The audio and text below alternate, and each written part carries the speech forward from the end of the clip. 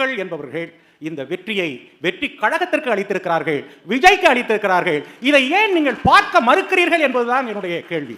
நான் ஒரு கேள்வியை தான் கேட்கின்றேன். ஜீவ சகாப்தனாக இருக்கலாம், ராஜீவ்காந்தியாக இருக்கலாம், அல்லது நம்முடைய மருத்துவர் கார்த்திகேயனாக இருக்கலாம். இந்த 1,70,000 வாக்குகளும் 1,70,00,000 வாக்குகளும் குழந்தைகள் சொல்லி தான் போட்டாங்களா? யோசிச்சு பாருங்க. வெறும் பிள்ளைங்க. ஏன் நீங்க அதை குறைச்சு பார்க்குறீங்க? காரணம் என்னவென்றால், மிக எளிதான முறையில் குழந்தைகள் என்ற பெயரிலே ஒரு பெரிய உண்மையை நீங்கள் மறைக்க விரும்புகிறீர்கள். அதுதான் உங்க தோல்வி. ஆராய்ந்து பார்க்க வேண்டும்.